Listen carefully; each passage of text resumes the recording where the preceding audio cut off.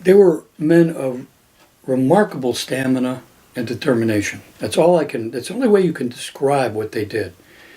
They went through the jungle that was unbearably hot and humid.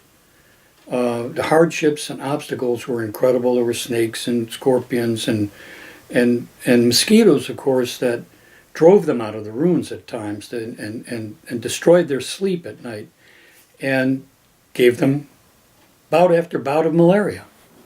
And so they were sick quite often.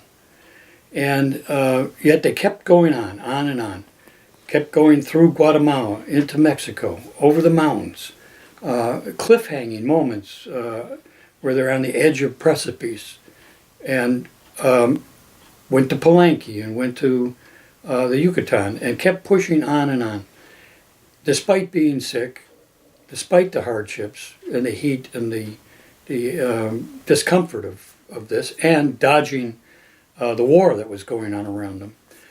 They got to the Yucatan. They had discovered maybe 6 or 7 major sites.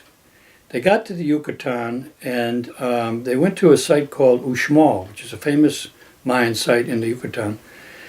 And Stevens was overjoyed when they found Uxmal. It was an incredible site, just immense buildings, perhaps the grandest of all the ruins that they had found. But Catherwood was deathly ill. And Stevens feared for his life, feared that he was going to die.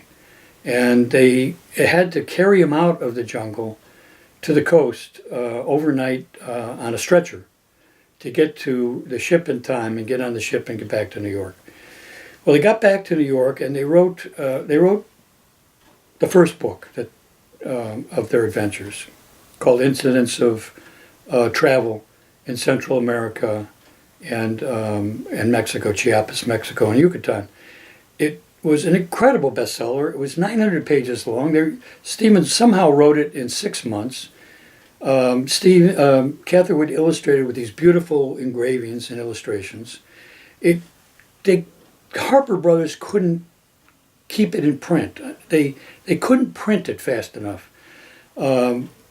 People grabbed every copy that was printed, and they did printing after printing after printing after printing. It was printed in England. It was translated into German, and I think French and Spanish. It had a tremendous impact.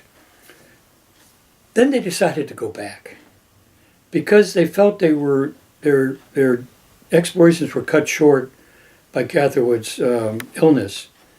As mad as it seemed, knowing what they knew, knowing of the hardships and so on, they nevertheless went back for a second 9-month journey through the Yucatan exclusively. Mm-hmm.